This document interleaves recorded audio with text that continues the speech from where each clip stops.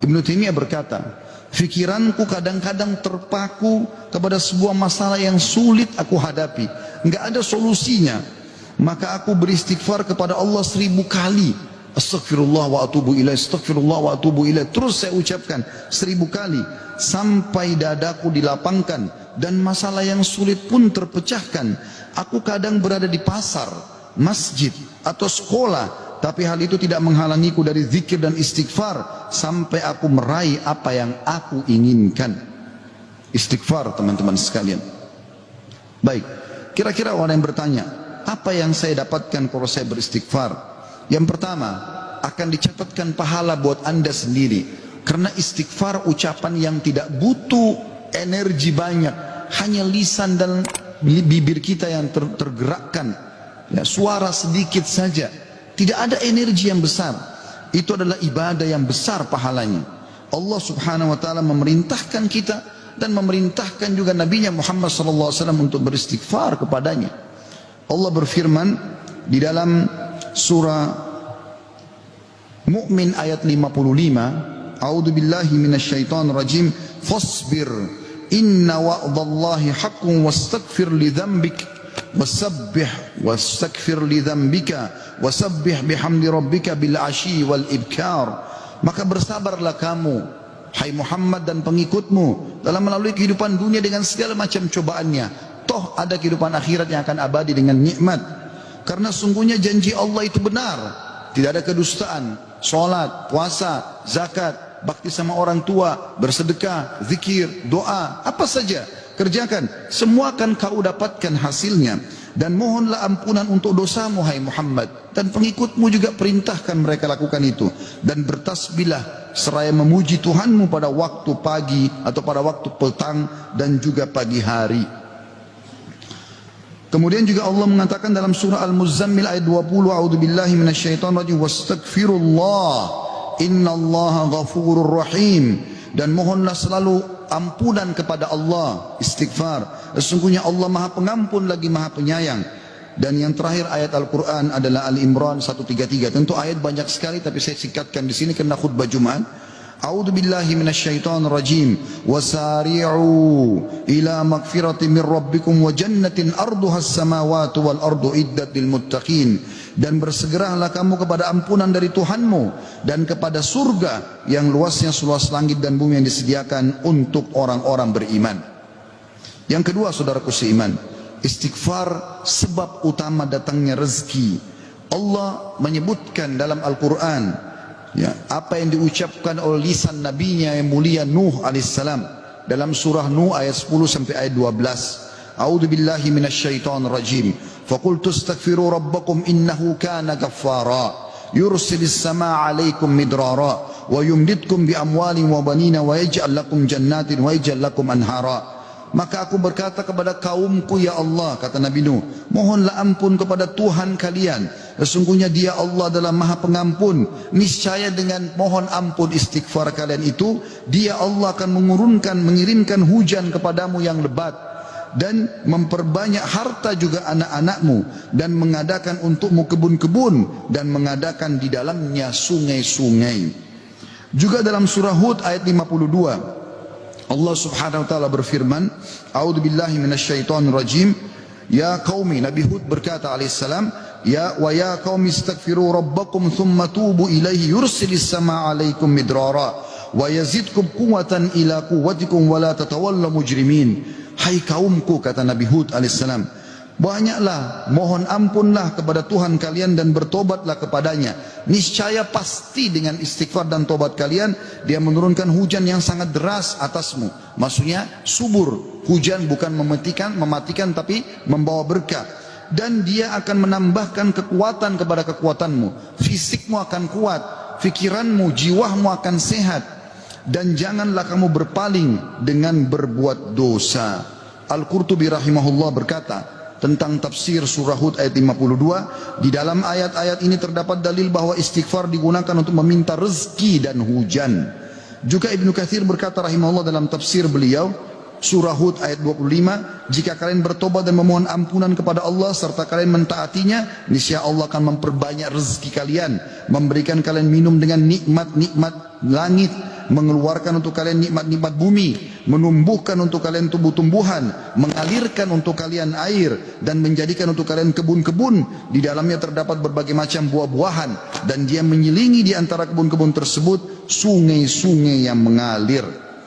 Yang ketiga, saudaraku seiman, istighfar sebab masuk ke dalam surga. Sebagaimana kita sudah tahu bersama-sama, salah satu zikir pagi dan petang yang sangat dianjurkan adalah membaca Sayyidul Istighfar, tuannya istighfar, yaitu lafadznya sebagaimana dinukil dari Nabi SAW. Beliau mengatakan, Allahumma anta rabbi, la ilaha illa anta khalaqtani, wa ana abduka wa ana ala ahdika wa wa'dika mastata'tu, a'udhu bika min syarri ma sana'tu, abu'u laka bi ni'matika alayya wa abu'u bidzambi, faghfirli fa innahu la yakfirudz dzunuba illa ant. Yang artinya, ya Allah, sungguhnya Engkau adalah Rabbku, penciptaku. Tidak ada Tuhan yang berhak disembah kecuali Engkau. Engkaulah yang telah menciptakanku dan aku adalah hambamu. Aku senantiasa berada dalam perjanjian bersamamu. Maksudnya mentauhidkan Allah dan tidak bermaksiat. Dan aku yakin akan janjimu tentang pahala bagi orang mukmin semampuku. Aku berlindung kepadamu dari kejelekan yang aku perbuat. Aku mengakui nikmatmu kepadaku, serta aku mengakui dosaku. Oleh karena itu ampunilah aku, karena sungguhnya tidak ada yang mengampuni dosa kecuali Engkau. Kata Nabi SAW, siapa yang mengucapkan ini, man qalaha minan nahari mukinan, dia yakin, besok dia ucapkan di siang hari atau pagi hari dengan yakin dalam hatinya, famata min yaumihi, kemudian dia meninggal pada hari itu, qabla an yumsiya, sebelum tiba di sore hari, fahuwa min ahli jannah, dia pasti masuk ke dalam surga. Wa man qalaha minal laili wa huwa muqinun biha, dan siapa ucapkan walaupun sekali saja di malam hari, famata, maka kemudian dia mati, qabla an yusbih, sebelum dia tiba pagi hari, fahuwa min ahlil jannah. Yang keempat, istighfar adalah sebab dihapuskannya dosa. Mohon maaf kalau sedikit panjang, saya minta waktu sekian beberapa menit lagi. Qatada berkata radhiyallahu rahimahullah, sesungguhnya Al-Quran menunjuki kalian tentang penyakit dan penyembuhannya, yaitu dosa adalah penyakit dan penyembuhannya adalah istighfar. Allah berfirman, a'udzubillahi minasyaitonir rajim, dalam surah Al-Imran 135, walladzina idza fa'alu fahishatan aw zalamu anfusahum dzakarullaha fastaghfiru lidzunubihim wa man yaghfiru dzunuba illallah wa lam yusirru ala ma fa'alu hum ya'lamun. Dan juga orang-orang yang apabila mengerjakan perbuatan keji dan menganiaya diri mereka, kalau mereka buat dosa, maka mereka ingat kepada Allah lalu mereka memohon ampun terhadap dosa-dosa mereka, dan siapa lagi yang dapat mengampuni dosa selain Allah, dan mereka terus mereka tidak meneruskan perbuatan dosa itu sedang mereka mengetahuinya. Kemudian teman-teman sekalian, selanjutnya adalah yang kelima, istighfar mencegah hukuman dari Allah Subhanahu wa taala. Saya ambil satu saja. Al-Hasan Basri rahimahullah berkata, wahai anak Adam, meninggalkan dosa lebih ringan bagimu daripada mencari taubat, dan ketahuilah bahwasanya pada saat kau meninggalkan perbuatan dosa atau kau beristighfar pada saat berbuat dosa, maka azab Allah tidak akan datang. Karena Allah berfirman dalam surah Al-Anfal ayat 33, a'udzubillahi minasyaitonir rajim, wa ma kana Allahu liyu'adzibahum wa anta fihim, wa ma kana Allah mu'adzibahum yastaghfirun. Dan Allah sekali-kali tidak akan mengadab mereka sedangkan kamu berada di tengah-tengah mereka, hai Muhammad, dan tidak pula Allah akan mengadab mereka sedang mereka selalu memohon ampun. Yang keenam, istighfar sebab diangkatnya derajat. Dalam sebuah hadis, ajarkan bab ini kepada anak anda. Dalam hadis riwayat Ahmad dengan sanad hasan, kata baginda Nabi SAW, Inna Allah Azza wa Jalla yarfa'ud darajati lil abdi salihi fil jannah, fayaqulu ya Rabbi anna li hadhihi, fayaqulu bi istighfari waladika lak. Sesungguhnya Allah yang maha suci dan maha tinggi mengangkat derajat seseorang hamba saleh di surga, sehingga dia bertanya, yang sudah mati diangkat derajatnya tinggi di surga. Hamba ini bingung, dia tidak pernah merasa berbuat amal yang bisa membawa dia ke derajat itu. Lalu dia bertanya, wahai Rabbku, dari mana nikmat ini hamba dapatkan? Maka kata Allah SWT, dari istighfar anakmu untukmu. Yang ketujuh, istighfar adalah sebab disucikan hati. Sebagaimana Nabi SAW bersabda, innal mu'mina idza adzama dzamban kanat nuqtatan sauda'u fi qalbihi. Kalau seorang mukmin berbuat dosa akan menjadi titik hitam dalam hatinya. Fa in taba wa naza wastaghfara su'ika qalbuhu minha. Kalau dia bertaubat kemudian dia beristighfar kepada Allah, meninggalkan dosanya, maka akan diangkat noda hitam itu dalam hatinya. Fa in zadat hatta taglufa qalbu fadzalika ar-rana alladhi dzakarahu Allah fi kitabihi kalla barrana ala qulubihim ma kanu yaksibun. Dan kalau seandainya dia bertaubat dan meninggalkannya serta beristighfar, hatinya kembali bersih darinya, dan kalau dia tambah melakukan dosa, maka bertambah pula titik hitam itu sampai menutupi seluruh hatinya. Dan itulah makna kalimat ar-ran dalam firman Allah Subhanahu wa taala, sekali-kali apa yang selalu mereka usahakan itu menutupi hati mereka. Surah Al-Mutaffifin ayat 14. Dua poin yang terakhir teman-teman sekalian, yang ke-8 adalah istighfar sebab memperoleh anak dan keturunan. Dinukil dalam sebuah riwayat disebutkan oleh Abu Hanifah rahimahullah dalam musnadnya, bahwasanya seseorang datang mengeluh dari Jabir bin Abdullah radhiyallahu anhu. Seseorang mengeluh kepada Nabi SAW lalu berkata, "Ya Rasulullah, ya sesungguhnya orang semua punya anak, tapi aku sendiri yang tidak punya anak." Maka kata Nabi SAW, "Mana kau dari dua senjatamu? Memperbanyak sedekah dan istighfar, maka dengannya kau akan diberikan rezeki." Kata Jabir bin Abdullah, orang itu pun mengamalkan, lalu saya menyaksikan orang itu dikaruniai 9 orang anak, semuanya laki-laki.